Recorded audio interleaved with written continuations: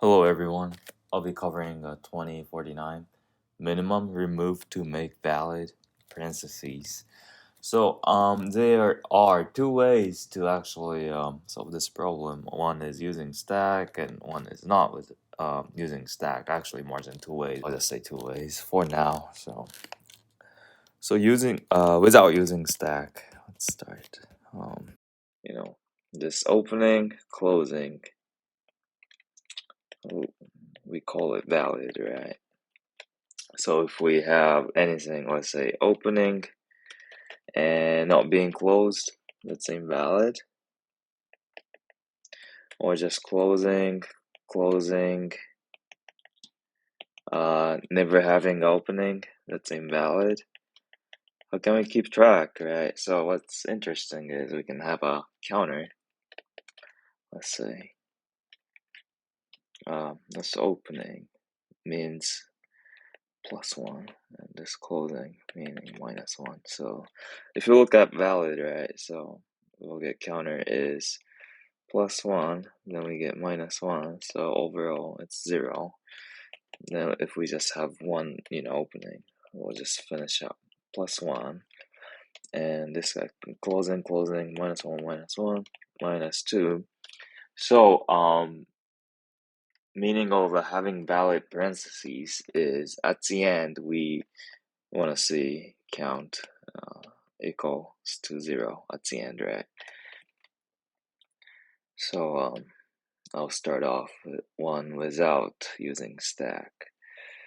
So I'm gonna use this counter tactic.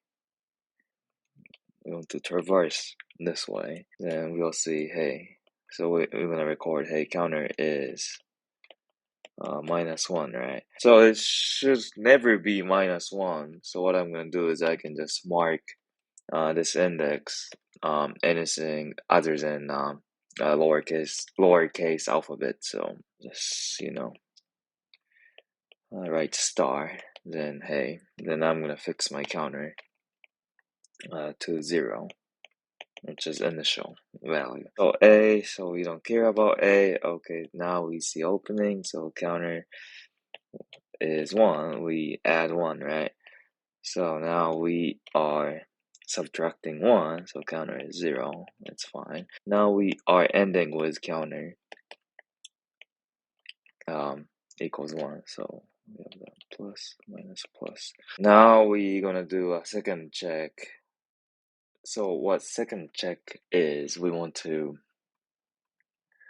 start off from the end to the beginning until this counter is more than 0. So what I'm doing is I want to find out opening a parentheses, and if I detect opening parentheses, what I'm going to do is I'm going to subtract counter. So in this case, it's going to be 0, right? And when I found it, I'm going to mark star. And when counter becomes 0, I don't have to check rest of characters because we already scanned. So we know index 5 and index 0 was replaced to a star, and we are returning this guy as output. So it's two linear passes, and this way we didn't have to use stack. So now I'm gonna talk how we can solve this question using stack. So starting off with stack, we can push when stack is empty, right?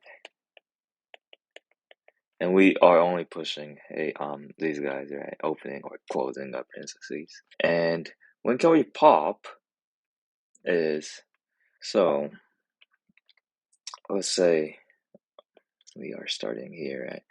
Now we see closing. Okay, let me put closing, and I want to have index number, right?